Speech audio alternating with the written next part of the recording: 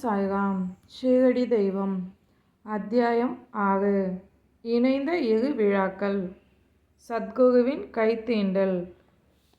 நம் சத்குருவை ஆத்மார்த்தமாக குருவாக ஏற்றுக்கொண்டு அவரை நம் வழிகாட்டியாக கொள்ளும்போது கடல் சூழ்ந்த இவ்வுலகிற்கும் அப்பாலும் நம்மை பாதுகாப்பாகவும் ஓர் எளிய வழிகாட்டியாகவும் நின்று நம்மை அழைத்துச் செல்வார். சத்குரு என்றாலே நம் உள்ளம் சாய்பாபாவைத்தான் நினைக்கின்றது. அதை எண்ணும்போது நம் உள்ளம் சிலிர்க்கின்றது. ஒரு நிமிடம் கண்ணை மூடி சத்குருவை நம் மனதிற்குள் கொண்டு வரும்போது நம் எதிரே நிற்பது போலவும் உதி என்னும் அற்புத திருநீற்றினை இடுவது போலவும் அவரின் ஆசிகள் நிறைந்த திருக்கரத்தினை நம் சிரமேல் வைப்பது போலவும் உணர்கிறோம். இதயம் மகிழ்ச்சி வெள்ளத்தில் நிறைகிறது. அவர் மீது கொண்டுள்ள பக்தியின் காரணமாக கண்களில் கண்ணீர் பெருகுகிறது என குருவின் கை தீண்டுதலினால் ஹேமந்த் பந்த் தான் அடைந்த இன்பத்தை இவ்வாறு கூறுகிறார். குருவின் கை தீண்டல் என்பது ஒரு அற்புத சக்தி நிலை. உலகையே ஒரு நொடியில் சாம்பலாக்கும் அந்த நெருப்பாலும் அழிக்க முடியாத நம் பாவங்களையும் பாவ தொடர்பான கர்மங்களையும் அது அழித்து விடுகிறது. குருவின் கைத்தீண்டல் என்னும் அற்புத வெள்ளத்தில் அவை அடித்து செல்லப்படுகிறது. மதம், கடவுள் இவை பற்றிய விவாதங்களால் சஞ்சலப்படும் மனம் கூட அமைதி காண்கிறது. உள்ளத்தில் எழும் பல்வகை உணர்வுகளும் அடங்குகின்றன, ஒடுங்குகின்றன. நானே பிரம்மம் என்ற நிலையை உணர வைக்கிறது. தன்னை அறிதலால் ஆனந்தம் எழுப்பப்படுகிறது. நான் என்றும் நீ என்றும் உள்ள வேறுபாடுகள் களையப்பட்டு பிரம்மத்தோடு நம்மை ஒன்ற வைக்கிறது. சாய்பாபாவின் சுந்தர ரூபத்தை பார்த்தாலே மகிழ்ச்சி வெள்ளத்தில் கொஞ்சம் குளிர்கின்றது. என்னுள் பரபிரம்மம். ஒவ்வொரு புனித நூல்களை நான் பயிலும் போதெல்லாம் நான் சத்குருவையே என் அகத்தில் காண்கிறேன். சாய்பாபாவே என்னுள் ராமனும் கிருஷ்ணனும் ஆகி கதைகளை கேட்க வைக்கிறார்கள். பாகவதம் கேட்டால் சாய்பாபா கிருஷ்ணனாகி விடுகிறார்.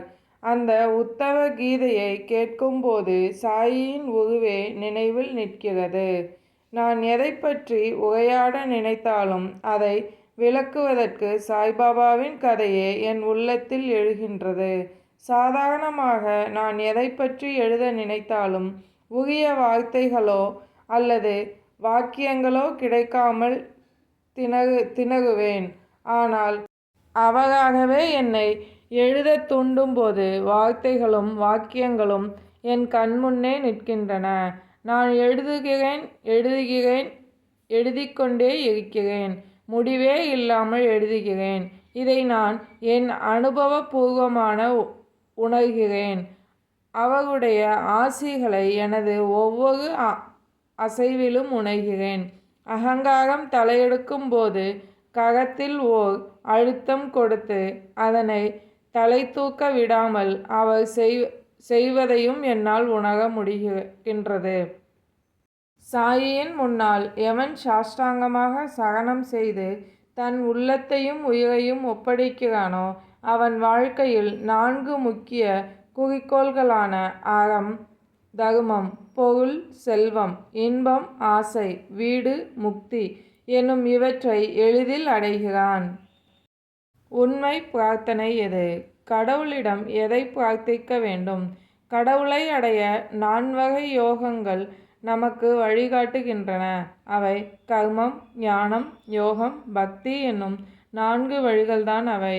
அவற்றில் பக்தி என்னும் வழியை கையில் கொள்ளும்போது அப்பாதையில் முட்களும் பள்ளங்களும் படுகுழிகளும் நிறைந்திருக்கும். ஆனால் அப்பாதையில் எளிதில் பயணம் செய்ய சாயியே எண்ணி எண்ணி அவரையே சிந்திக்க கடவுளை அடையும் அந்த குறிக்கோளை நாம் எளிதில் அடைய முடியும்.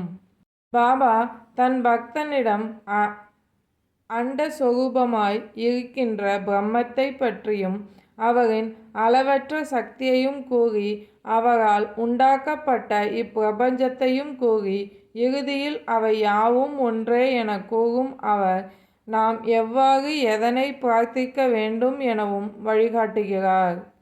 கீதையிலும் இதையேதான் கிருஷ்ண பரமாத்மா வலியுறுத்துகின்றார்.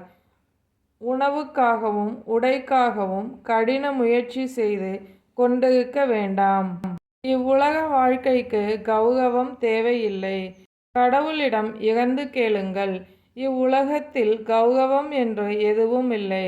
கடவுளின் அருளையும் ஆசியையும் பெற முயலுவதே உண்மையான பக்தி. அவருடைய சந்நிதானத்தில் அவரை தியானிக்க பழகுங்கள். அங்குதான் உரிய கௌரவத்தை அடையும் மார்க்கம் கிட்டும். உலகில் கௌரவங்களுக்கு ஆசைப்பட்டு வழி தவறி நடக்காதீர்கள்.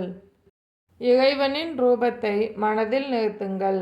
மெய், வாய், மூக்கு, கண், செவி என்று ஐம்புலன்களையும் ஒடுக்கி இறைவனது வழிபாட்டில் மனம் செலுத்துங்கள். உலகியல் பொருட்கள் மீது நாட்டம் கொள்ளாதீர்கள். தன்னை பற்றியும் உடல் சார்ந்த தேவைகள், செல்வம், வீடு என சுய தேவைகளையே அதிகம் சிந்திக்காமல் என்னையே எந்நேரமும் தியானித்திருங்கள். நன்னெறியில் நட்பாதையில் நாம் பயணிக்க வேண்டும். மனம் அலைபாய்ந்து கொண்டிருந்தால் பிரம்மத்தோடு ஒன்றிவிட்டது என கூற இயலாது. அப்போதுதான் மனம் அடங்கி கவலையில்லாமல் அமைதி நிலையில் இருக்கும்.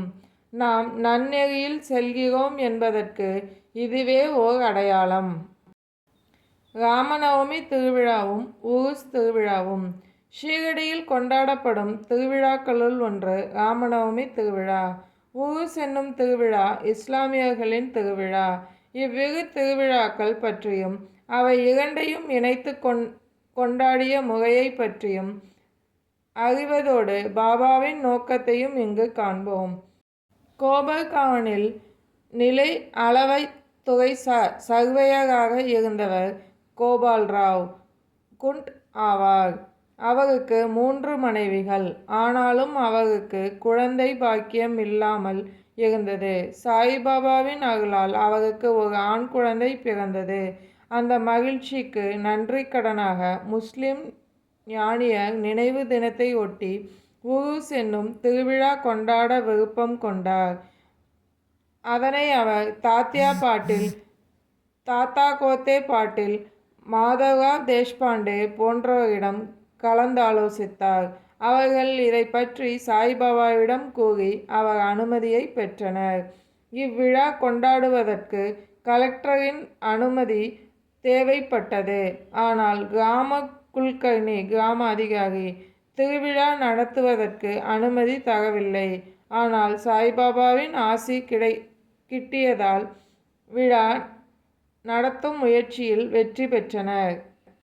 சாய்பாபாவிடம் கலந்தாலோசித்த பின் ராமநவமி அன்று இவ்விழாவை கொண்டாட முடிவு செய்தனர். இவ்விழாவையும் இணைத்து கொண்டாடுவதில் பாபாவிற்கு தனிப்பட்ட கருத்து ஒன்று இருந்தது. இவ்விரு விழாவையும் இணைத்து கொண்டாடுவதன் மூலம் இந்து முஸ்லிம் ஒற்றுமையை மேம்படுத்த முடியும் என்று பாபா எண்ணினார். பாபாவின் இக்குறிக்கோள் நிறைவேறியதை பிற்காலத்தில் நடந்த நிகழ்ச்சிகள் நமக்கு காட்டுகின்றன. திருவிழாக்கள் கொண்டாடப்பட்ட முறை. இத்திருவிழா நடத்துவதற்கு அனுமதி கிடைத்த போதும் விழா கொண்டாடுவதில் சில சிரமங்கள் இருந்தன. ஷீரடி ஒரு கிராமமாக இருந்ததால் தண்ணீர் பற்றாக்குறையை எவ்வாறு சமாளிப்பது என்று முதலில் யோசித்தனர். ஷீரடியில் 2 கிணறுகள் இருந்தன.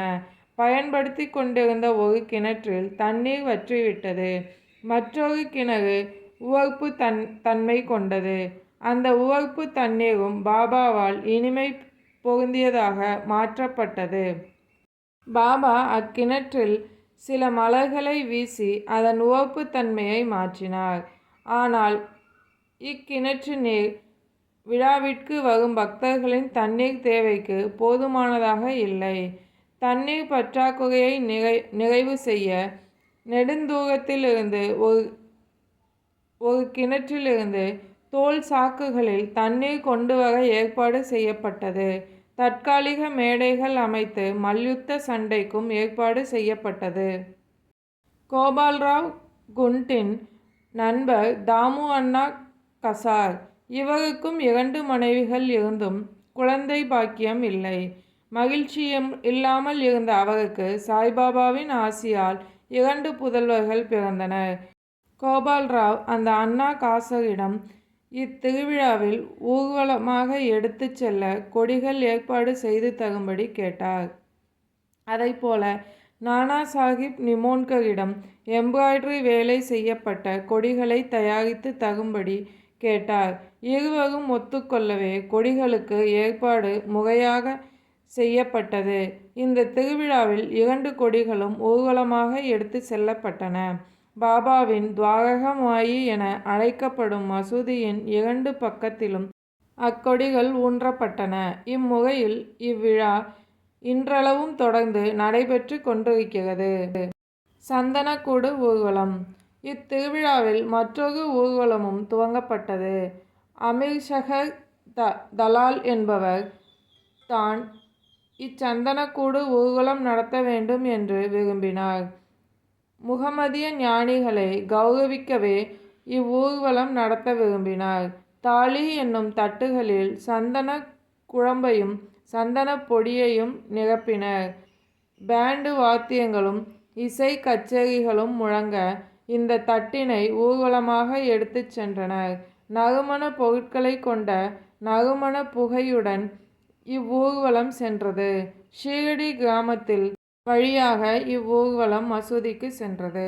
மசூதிக்கு சென்றதும் தட்டில் வைக்கப்பட்ட சந்தன குழம்பையும் பொடியையும் கொண்டு நிம்பார் என்னும் தொழுகை மாடத்தில் அவை தெளிக்கப்பட்டன.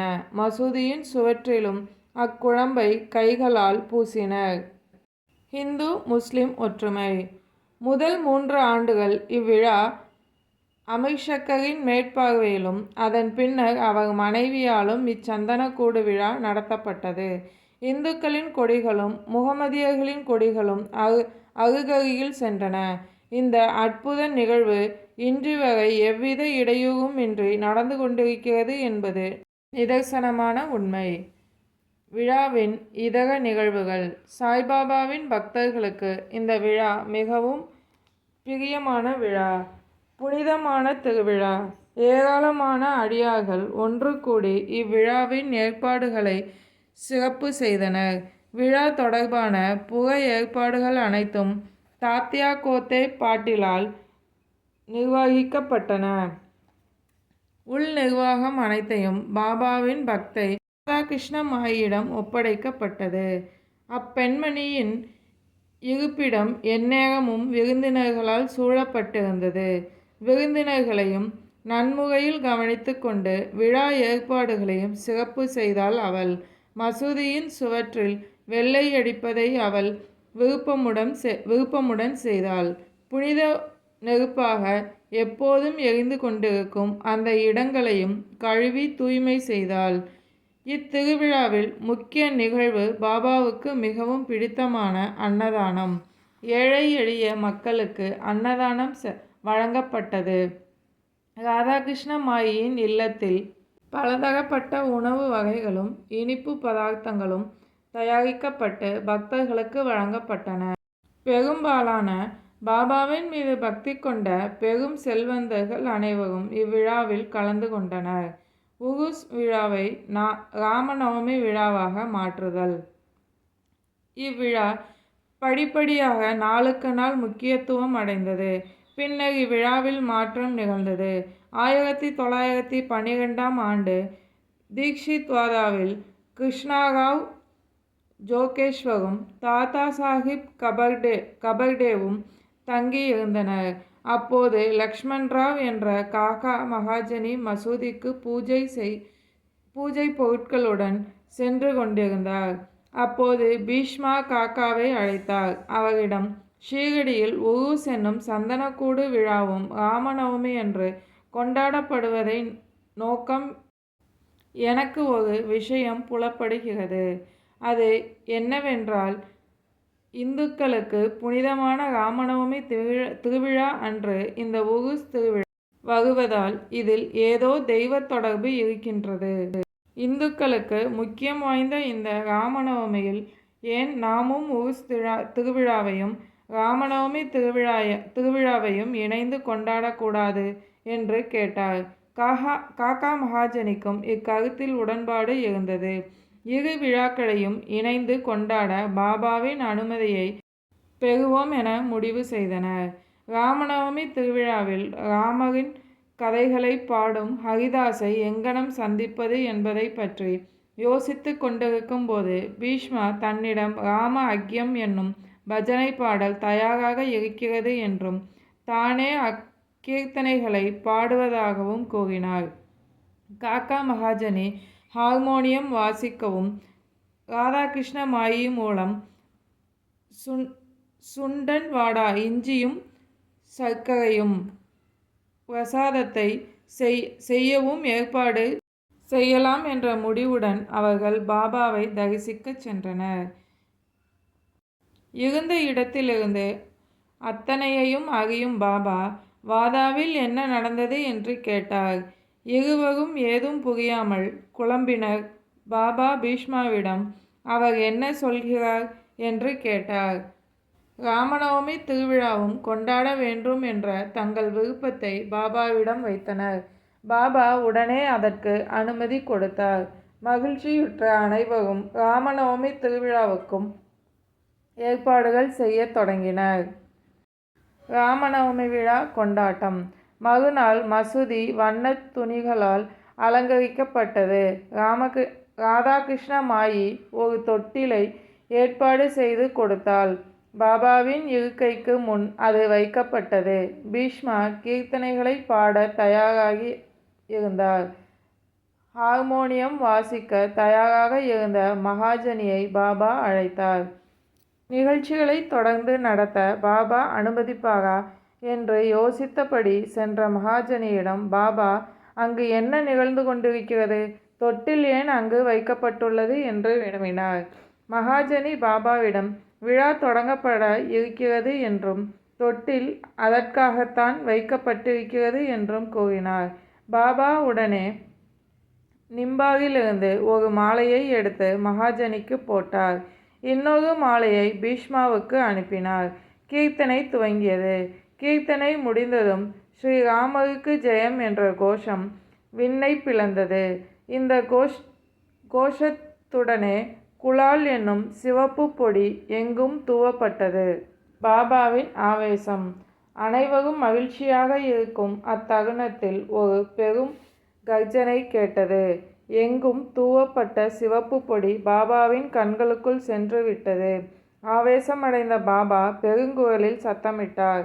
அனைவரையும் கடிந்து கொண்டார். இதனை கண்ட மக்கள் பீதியடைந்து ஓட ஆரம்பித்தனர். பாபாவை நன்கு அறிந்த பக்தர்கள் மட்டும் பாபாவின் கடிந்துரைகளையும் வசைகளையும் ஒரு ஆசீர்வாதம் என எடுத்துக்கொண்டனர். ராமன் அவதரித்ததால் ராவணனின் அகங்காரம் மற்றும் எண்ணங்கள் என்னும் அரக்கனை கொல்வதற்காக பாபா கடுமையாக கோபாவேசம் அடைந்திருக்கிறார் என நினைத்தனர். அவர்கள் அவ்வாறு நினைக்க ஒரு காரணமும் இருந்தது. எந்த ஒரு புதிய வேலை ஆரம்பித்தாலும் பாபா கோபம் கொள்வது வழக்கமான ஒன்று. எனவேதான் அவர்கள் இதற்கு அமைதியாக இருந்தனர். பாபா தனது தொட்டிலை உடைத்துவிடப் போகிறார் என்ற பயத்தில் ராதாகிருஷ்ண மாயி தொட்டிலை எடுத்து வரும்படி கூறினாள். ஆனால் சற்று நேரத்தில் சாந்தமடைந்த பாபா தொட்டிலை அகற்ற வேண்டாம் என்று கூறிவிட்டார். அவர் சாந்தமடைந்ததை தொடர்ந்து மகா பூஜை, ஆரத்தி என விழாவில் அனைத்துமே முறையாக நடத்தப்பட்டன. மீண்டும் மகாஜனி தொட்டிலை அப்புறப்படுத்தி விடலாமா என்று கேட்டபோது வேண்டாம் என பாபா மறுத்ததால் விழா தொடர்ந்தது. கீர்த்தனைகள் பாடி கோபால்கால விழாவும் கொண்டாடப்பட்டது. கீர்த்தனை முடிந்ததும் ஓர் மண் பானையில் தயிரும் பொறி அரிசியும் கலந்து வைத்து கிருஷ்ண பரமாத்மா தன் கோபாலர்களுக்கு செய்வதைப் போல அப்பிரசாதம் அனைவருக்கும் பகிர்ந்து கொடுக்கப்பட்டது. அதன் பின்னரே பாபா தொட்டிலை அப்புறப்படுத்த சம்மதித்தார். ராமநவமி திருவிழா நடைபெற்று கொண்டிருக்கும் போதே பகலில் 2 கொடிகளின் ஊர்வலமும் இரவில் சந்தனக்கூடு ஊர்வலமும் வழக்கமான கோலாகலத்துடன் ஆரவாரத்துடனும் கொண்டாடப்பட்டன. அதிலிருந்துதான் பாபாவின் உருஸ் திருவிழாவானது ராமநவமி திருவிழாவாக கொண்டாடப்பட்டது. அடுத்தடுத்த ஆண்டுகளில் ராமநவமி திருவிழா 1913ஆம் ஆண்டிலிருந்து ராமநவமி திருவிழா மேலும் களை கட்டியது. ராமகிருஷ்ண மாயி சித்திரை மாதம் முதலிலிருந்து இறைவனது புகழை தொடர்ந்து பாடும் 7 நாட்கள் நாம சப்தாகம் செய்ய துவங்கினாள். இதில் அனைவரும் முறை வைத்து பங்கெடுத்து கொண்டனர். நாட்டின் அனைத்து பகுதிகளிலும் ராமநவமி சிறப்பாக கொண்டாடப்படுவதால் ராமபஜனை கீர்த்தனம் பாடும் ஹரிதாஸ் என்ற பாடகரை ஏற்பாடு செய்வது சிரமமாக இருந்தது. அதனால் நவீன துக்காராம் என்பவரை தற்செயலாக சந்தித்த மகாஜனி கீர்த்தனை பாட செய்தார். 1914ஆம் ஆண்டு பாலாபுவா சதார்கர் என்பவர் பிஹாட் சித்த கவடே நகரைச் சேர்ந்தவர். இது சாதாரா ஜில்லாவில் உள்ளது. இந்நகர் முழுவதும் பிளேக் நோய் பரவி இருந்ததால் ராமநவமி திருவிழாவிற்கு ராமநாம கீர்த்தனையை பாடும் ஹரிதாஸை பிற இடங்களுக்கு ஏற்பாடு செய்ய முடியவில்லை. எனவே ஹரிதாஸ் காகா சாஹிப் மூலம் அனுமதி பெற்று ஷீரடியில் ராமநாம கீர்த்தனை செய்ய ஒப்புக்கொண்டார். விழாவின் முடிவில் ஹரிதாஸுக்கு உரிய சன்மானம் அளிக்கப்பட்டது. ஒவ்வொரு ஆண்டும் ராமநவமி திருவிழாவிற்கு ராமர் கீர்த்தனம் பாட பாபா ஒவ்வொரு புதிய ஹரிதாஸை பாட வைக்கும் ஏற்பாட்டை செய்தார். அதற்கு தாஸ்கனு மகாராஜை நிரந்தரமாக நியமித்தார். அன்றிலிருந்து இன்று வரை தாஸ்கனு பணியை வெற்றிகரமாகவும் சிறப்பான முறையிலும் நிறைவேற்றி வருகிறார். ஒவ்வொரு ஆண்டும் ராமநவமி திருவிழா படிப்படியாக சிறப்படைய தொடங்கியது. சித்திரை மாதம் 8ஆம் தேதியிலிருந்து 12ஆம் தேதி வரை ஷீரடி தேனீக்கள் தேன் கூட்டத்தை சூழ்வது போல மக்கள் கூட்டத்தால் நிரம்பி வழிந்தன. பல்பொருள் அங்காடி கடைகள் ஏராளமாய் குவிந்திருந்தன. புகழ்பெற்ற மல்யுத்த கள வீரர்களை மல்யுத்த போட்டிகளுக்கு ஏற்பாடு செய்தனர். இன்னும் சிறப்பாக ஏழைகளுக்கு அன்னதானமும் வழங்கப்பட்டது. ராதாகிருஷ்ண மாயியின் அரும்பணி நாளடைவில் ஷீரடி ஒரு சமஸ்தானமாக்கப்பட்டது. சமஸ்தானத்திற்கு தேவையான பொருட்கள் அனைத்தும் சேகரிக்கப்பட்டன. இச்சமஸ்தானத்திற்கு ஒரு அழகான குதிரை, பல்லக்கு, ரதம், வெள்ளி பொருட்கள், பாத்திரங்கள், பானைகள், வாளிகள், முகம் பார்க்கும் கண்ணாடிகள் என பல அன்பளிப்பு பொருட்கள் சமர்ப்பிக்கப்பட்டன. ஆனால் தமக்காகவே ஒவ்வொரு பொருட்களும் வாங்கப்பட்டாலும் பாபா எதையும் பொருட்படுத்துவது இல்லை. தான் அமைதி நிலையிலேயே இருந்து வந்தார். இந்துக்களும் முஸ்லிம்களும் இணைந்து நடத்தும் இவ்விழாவில் அவர் கலந்து கொள்ளும் ஊர்வலங்களில் எந்த கலவரமோ சண்டை சச்சரவுகளோ நடந்ததே இல்லை. ஆரம்பத்தில் 5000 10,000 என இத்திருவிழாவில் கூடிக்கொண்டிருந்த மக்கள் சில ஆண்டுகளில் லட்சக்கணக்கில் கூடத் தொடங்கினார்கள். ஆனால் இதுவரை எந்த அசம்பாவிதங்களும் நடந்ததில்லை, நோய் தொற்றுகளும் ஏற்பட்டதில்லை என்பது வியப்பான ஒன்று. மசூதி திருப்பணிகள் கோபால்ராவ் குண்டிற்கு உருஸ் என்ற சந்தனக்கூடு திருவிழாவை துவங்கியது போன்றே இந்த மசூதியை பழுது பார்க்கும் திருப்பணிகளும் துவங்க வேண்டும் என்ற எண்ணம் ஏற்பட்டது. ஆனால் இப்பணி அவருக்குரியது அல்ல. இப்பணி நானா சாஹிப் சந்தோர்கருக்கும் காக்கா சாஹிப் தீக்ஷித்திற்கும் வழங்கப்பட்டது. ஆனால் இவ்வேலைகளை அவர்களிடம் ஒப்படைக்க பாபா விரும்பவில்லை. ஆனால் மகள்சாபதியின் குறுக்கீட்டால் அவர்களுக்கு திருப்பணி செய்ய அனுமதி அளிக்கப்பட்டது.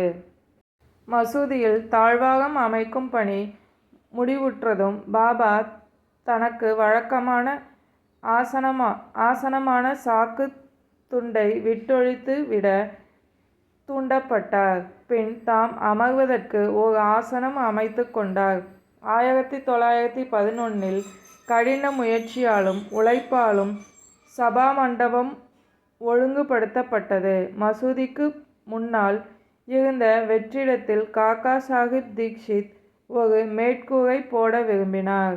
பெரும் செலவில் இரும்புத் தூண்கள், கம்பங்கள், துணிகள் முதலியவை வரவழைக்கப்பட்டன. அனைத்து அடியார்களும் இரவு பகல் பாராமல் கடினமாக உழைத்தனர். கம்பங்களை ஊன்றினார்கள். அப்போது சாய்பாபா சாவடியில் இருந்து திரும்பினார். அவர்கள் வேலை செய்வதைக் கண்டார். கோபம் கொண்ட அவர் எல்லாவற்றையும் வேருடன் பிடுங்கி தூர எறிந்தார். ஒரு கம்பத்தை வெளியே எடுக்கும் முயற்சியை ஒரு கையாலும் மற்றொரு கையால் தாத்யா பாட்டீலின் கழுத்தையும் இறுகப் பற்றினார். தாத்யாவின் முண்டாசினை பற்றி வெளியே இழுத்து அதை நெருப்புக் குச்சியால் பற்ற வைத்து குழியில் தூக்கி எறிந்தார். அச்சமயத்தில் பாபாவின் கண்கள் எரியும் நெருப்புத் துண்டைப் போல அக்னியைக் கக்கிக் கொண்டிருந்தன. ஒருவருக்கும் அவரை பார்க்க தைரியமில்லை. அனைவரும் அஞ்சி நடுங்கினார்கள். பாபா தமது பையிலிருந்து ₹1 எடுத்து அந்த புனித நிகழ்ச்சிக்கு நிவேதனம் போல விட்டெறிந்தார். தாத்யா மிகவும் பயந்து போனார். என்ன நிகழப் போகிறது என யாருக்கும் தெரியவில்லை. பாபாவிடம் நெருங்கக்கூட அனைவருக்கும் தயக்கமாக இருந்தது. சினம் தணிந்த பாபா, பாபாவின் குஷ்டரோகி அடியவன் கொஞ்சம் தைரியத்தை வரவழைத்து கொண்டு பாபாவை நோக்கி முன்னேறினான். ஆனால் அவனும் பாபாவால் தள்ளப்பட்டான். மாதவ்ராவுக்கும் அதே நிலைதான். சற்று நேரம் சென்று பாபாவுக்கு சினம் தணிய ஆரம்பித்தது. அவர் உள்ளம் குளிர்ந்தார்.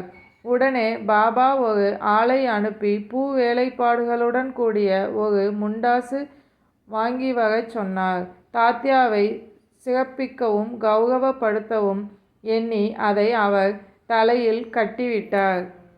பாபாவின் இந்த வினோதத்தைக் கண்டு எல்லோரும் வியந்தனர். பாபாவை கோபமடைய செய்த நிகழ்ச்சியாக என்ன நடந்தது? தாத்யா பாட்டீலை உதைக்கும் அளவிற்கு அவருக்கு கோபம் வர காரணம் என்ன? ஆவேசப்படும் அளவுக்கு வந்த அவர் கோபம் தணிந்தது எப்படி? இதை யாராலும் அறிந்து கொள்ள முடியவில்லை. சில தருணங்களில் பாபா மிகவும் அமைதியாகவும் பொறுமையாகவும் தென்பட்டார். அன்பாக பேசுவார். ஆனால் காரணம் நமக்கு புரியாத நிலையில் சில நேரங்களில் கோபப்படுவார். அதுபோல பல சமயங்களை கூறலாம்.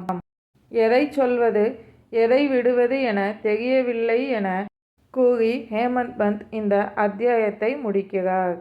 ஓம் சாய்ராம். சாயின் வார்த்தைகள் மீது நம்பிக்கை வைப்போம்.